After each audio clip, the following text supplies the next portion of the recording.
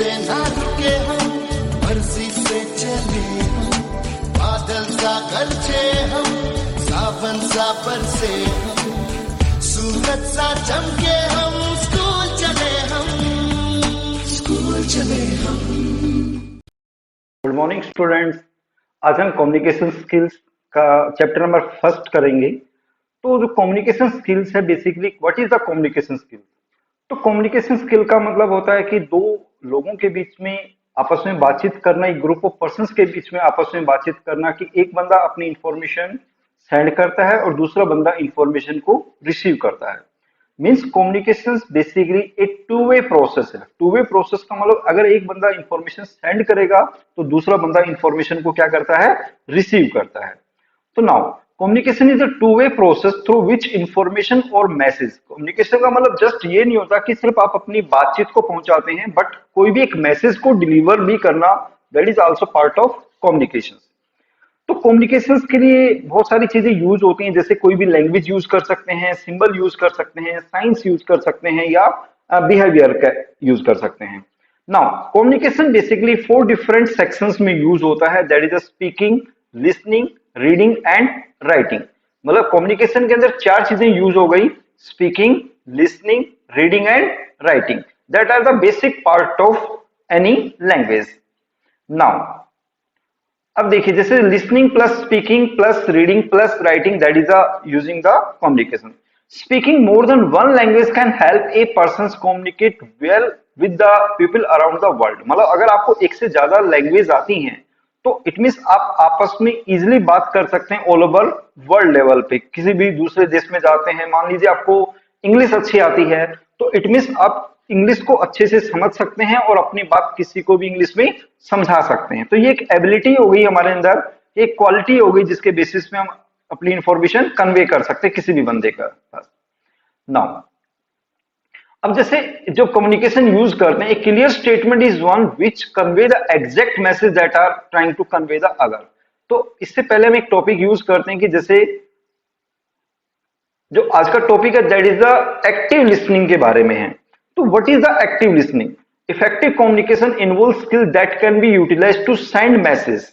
मतलब जो effective communication उसमें क्या इन्वॉल्व करते हैं, that can be utilized to send message. क्या आप एक मैसेज सेंड करते हैं या कोई भी आप जैसे किसी से बात करते हैं, तो जो चीजें हैं वो क्या क्या चीज होनी चाहिए? Clear, concise and accurate. Clear होनी चाहिए, कंसाइज का मतलब संक्षिप्त में होनी चाहिए, और एक्यूरेट का मतलब कि वो सही होनी चाहिए बिल्कुल। Let us now try to understand what the mean by clear, concise and accurate. Now इस चैप्टर में हम ये चीज यूज करेंगे कि उनका मीनिंग क्या है। A clear statement is one which convey the exact message that are trying to convey. मतलब आप एग्जैक्टली क्या कहना चाहते हैं, that is the part of clear. Here भी 2 सेंटेंसेस, जैसे कुछ एग्जांपल 2 सेंटेंसेस है। फर्स्ट वन जो आपने लिया, he went to his manager and said, वो अपने मैनेजर और कहा, please allow me to reach office at 11 AM on Tuesday 11 June 2019, कि मुझे अलाउ करें कि मैं 11 जून 2019 को 11 बजे तक आ सकूं। As I have an appointment with the dentist, क्योंकि मेरी एक अपॉइंटमेंट है डेंटिस्ट के साथ में। Second one, he went to his manager and said, please allow me to reach late to the office on Tuesday 11 June 2019 as an appointment with the dentist. ये जैसे 2 message उन्होंने डिलीवर किए हैं। तो दोनों मैसेज में आप देखिए डिफरेंस क्या है। Please allow me to reach late, कि लेट आने के लिए कह रहा है, और दूसरे उसमें क्या कह रहा है कि मुझे ऑफिस तक 11 बजे तक अलाउ करिए। बात एक ही है, बट दोनों का कहने का मीनिंग क्या हो गया, थोड़ा सा डिफरेंट हो गया। Now in the first sentence you must have noticed that time is mentioned which makes the statement clear। पहले स्टेटमेंट में क्या देखा कि टाइम मेंशन है कि 11 बजे तक। A concise statement is appropriate, brief, to the point. Now has consider the 2 sentences given below। मतलब जो आपके पास जो सेकंड पॉइंट है कंसाइज का मतलब ब्रीफ, संक्षिप्त में होना चाहिए। The manager replied, all right you may come late, कि आप लेट आ सकते हैं। सेकंड वन में the manager replied, all right you may be come late but it is matter to great concern that most employee come late and you are also developing the same habit। मतलब ज्यादातर employ late आते हैं और आप भी यही habit डाल रहे हैं अपने अंदर। मींस बात वही है, लेकिन उसमें उसने उसको क्या कह दिया, थोड़ा सा ज्यादा उसमें पॉइंट में कह दिया कि विस्तार से बता दिया तो इसलिए पहला जो टॉपिक है वो क्या हो गया कि हाँ आप लेट आ सकते हैं, जस्ट ऑन दिस से दिस वन। तो ये क्या मैनर हो गया, बेसिकली कंसाइज मैनर हो गया। नाउ एक्यूरेट का मीनिंग क्या होता है कि an accurate statement is one that is factual, it's correct can be verified. कि एक्चुअल का मीनिंग क्या होता है कि वो फैक्ट के अकॉर्डिंगली होनी चाहिए। जैसे कि like she inform the office that 50% of the books given for binding have been completed. ना पहले मैसेज में देखो क्या है, सी इन्फॉर्म्ड द ऑफिस, उसने इन्फॉर्म कर दिया ऑफिस में कि 50% ऑफ द बुक, जो 50% बुक जो हमने बुक दी थी उसका 50% जो बुक है वो बाइंडिंग कंप्लीट हो चुकी है। सेकंड वन में see inform the office that most of the books given the binding have been completed. अब पहले में उसने एक्यूरेटली बता दिया कि 50%, दूसरे उसमें क्या कहा, मोस्ट ऑफ द बुक। अब मोस्ट ऑफ द बुक्स में ये नहीं कह सकते कि 50% हो गया, 60 हो गया, 70 हो गया, 90% हो गया। तो एक्यूरेट का मीनिंग जो मैसेज है वो बेसिकली क्या होना चाहिए, हमारे पास एक्यूरेट होना चाहिए कि कितना परसेंट आपके पास वर्किंग कंप्लीट हो गया। तो देखिए तीनों चीजें अपने आप में इंपॉर्टेंट है, clear, concise and accurate. Now listening skills. अब लिसनिंग स्किल क्या है, every effective conversation start with the listening. मतलब अगर आप कोई भी चीज कम्युनिकेशन करते हैं तो फर्स्ट ऑन लिसनिंग हमारे अंदर होनी चाहिए कि हम उसको सुन सकें। Listening skill is one of the most important skill in the communication. It is important to learn to give undivided attention to a person. मतलब आपको दूसरी जगह ध्यान नहीं भटकाना है, मतलब बेसिकली ध्यान से उन चीजों को सुनना है। तो कुछ पॉइंट्स हैं लिसनिंग स्किल्स के। First one, we listen to obtain information, कि हम लिसन करते हैं कि इंफॉर्मेशन गेट करने के लिए। वी लिसन टू अंडरस्टैंड, हम चीजों को समझने के लिए चीजें यूज करते हैं। Next one, we listen to enjoy, enjoy के लिए, लर्न के लिए। We listen to build and maintain relationship, relationship बनाने के लिए। We listen to resolve conflict, क्या हम उस प्रॉब्लम को दूर करने के लिए। Without the ability to listen attentive message can be easily misunderstand. अगर आप किसी भी मैसेज को ध्यान से नहीं यूज करते हैं तो इट मीन्स आप इंफॉर्मेशन गलत ले सकते हैं। Thus communications break down and sender the message can easily become frustrated or irritated। मतलब जो इंफॉर्मेशन है वो आपकी ब्रेक डाउन हो जाएगी और इंफॉर्मेशन आपको गलत मिलेगी। नाउ एक्टिव लिसनिंग में जैसे लाइक हमने कुछ पॉइंट्स यूज किए कि एक्टिव लिसनिंग क्या थी आपके पास, इसमें हमने यूज किया clear, concise and this one, different manners हमने यूज किए हैं। नाउ अब हम एक्टिव लिसनिंग यूज हो गया था पॉइंट। नाउ एक्टिव लिसनिंग के कुछ पॉइंट्स हैं, जैसे eye contact, that is a most important point. आपको बहुत सारी जगह बताया जाता है कि जब भी आप किसी बंदे से बात करें तो आपका आई कॉन्टेक्ट प्रॉपर होना चाहिए। It is in the form of body language. It is one of the most important aspect in the communication process. Maintaining an eye contact with the person you are talking to send a signal to the speaker that yes, I am talking or listening to you. Eye contact का meaning होता है कि हाँ आप बंदे की बात वहां पे सुन रहे हैं और आप समझ रहे हैं। Avoiding eye contact could means that you do not listen to the person speaking to you. अगर आप अवॉइड करते तो इट मीन्स आप अगले की बात नहीं सुन रहे हैं। तो आई कॉन्टेक्ट एक बहुत इंपॉर्टेंट पॉइंट हो गया। Second one is a gesture. Gesture का मीनिंग आप जब कैसे बैठे हैं, किस तरीके से आप बातों को सुन रहे हैं, तो ये सब चीजें is a part of gesture कि आपके बैठने का तरीका क्या है। That this indicate to the speaker if you are listening और नॉट। मतलब ये चीजें पता लग जाती है कि आप सुन रहे हैं नहीं सुन रहे हैं। Keep your hand and feet still while talking to someone. मतलब अपने पैरों को और हाथों को प्रॉपर रखिए जब आप किसी से बातचीत कर रहे हैं। अवॉइडिंग डिस्ट्रैक्शंस, मतलब बीच में डिस्ट्रैक्ट मत होइए। बीच में डिस्ट्रैक्ट होने का मतलब कि आप जैसे कोई और चीज कर रहे हैं तो वो चीजें नहीं होनी चाहिए, डिस्टर्बेंस नहीं होनी चाहिए। You need to identify the things that are destructive. मतलब उन चीजों को पहचानिए जो आपको परेशान कर रही हैं। जैसे कि मान लो किसी का बीच में फोन आ रहा है, रिंगटोन बज रही है, या कोई टीवी चल रहा है उसकी आवाज काफी तेज है, तो वो चीजें आपको डिस्ट्रैक्ट करती हैं, ध्यान भटकाती हैं आपका।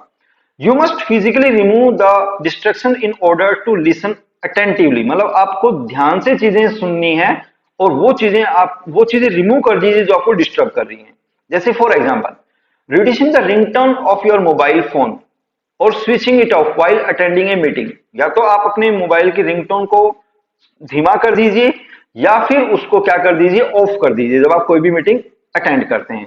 Another example is that you should avoid glancing and wrist watch frequently. जैसे रिस्ट वॉच है उसको आप साइड में रख सकते हैं। Now giving feedback, that is the most important part कि आप फीडबैक जरूर दीजिए कि जो भी आप बातचीत कर रहे हैं किसी भी बंदे के साथ, तो साथ साथ में उसको रिस्पॉन्स दीजिए कि आपको समझ में आ रहा है नहीं आ रहा है। तो जो भी चीजें हैं रिस्पॉन्स देना बहुत जरूरी है कि अगर आप फीडबैक नहीं देंगे तो अगले बंदे को लगेगा कि that is a one way information हो गई, कि आपको पता नहीं चीजें समझ में आ रही है या नहीं आ रही हैं। फीडबैक कैन बी पॉजिटिव और नेगेटिव, फीडबैक पॉजिटिव भी हो सकता है और नेगेटिव हो सकता है, उसमें कोई प्रॉब्लम नहीं है। But in the both the cases one need to be polite so that the person to home the feedback is being given is not hurt और ऑफेंड, मतलब वो उसको हर्ट नहीं करेगा बट फीडबैक देना बहुत जरूरी है। आगे स्टूडेंट समझ में, तो ये चीजें आपको एक बेसिकली ध्यान रखनी है लिसनिंग करते वक्त। Now stage of active listening में और भी चीजें हैं, जैसे receiving, understanding, remembering, evaluating and responding. Receiving का मतलब चीजों को प्रॉपरली ध्यान से समझना।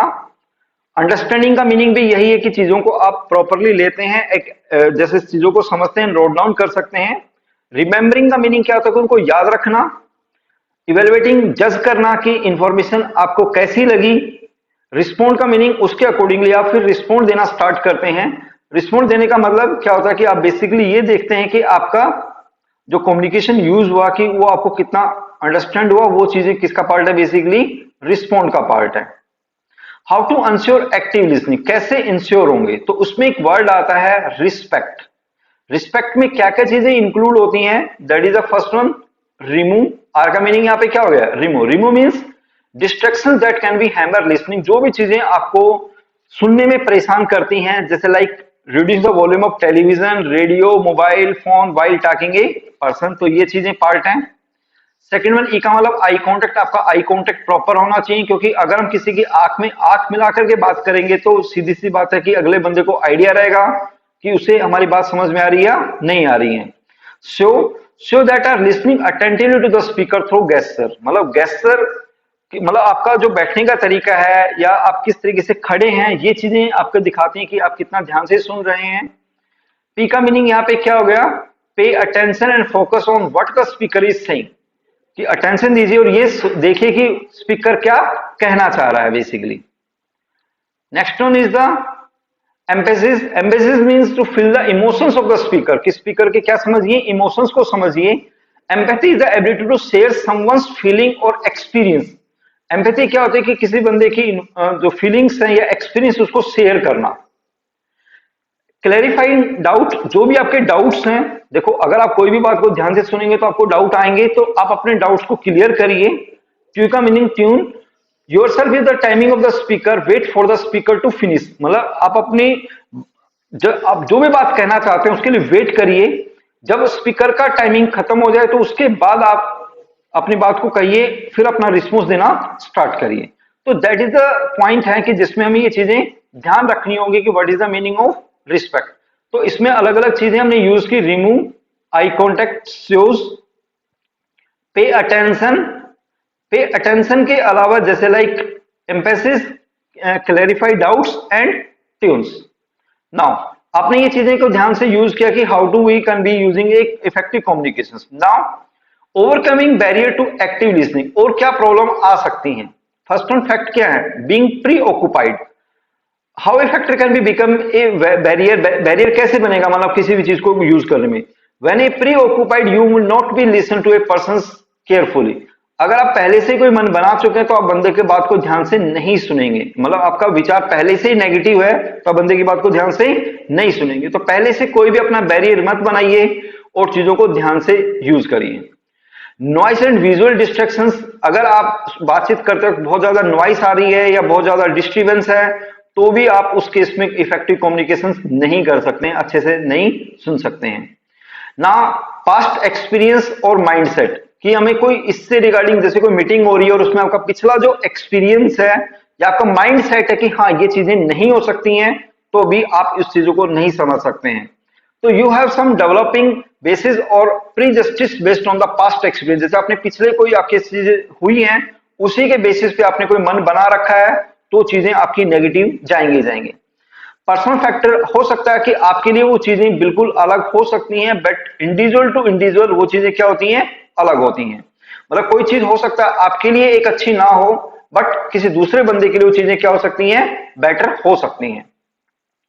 तो okay student, that is our communication का जो चैप्टर हमने फर्स्ट यूज किया है, जिसमें हमें ये यूज करना सीखा कि इफेक्टिव कम्युनिकेशन किस तरीके से यूज की जा सकती है।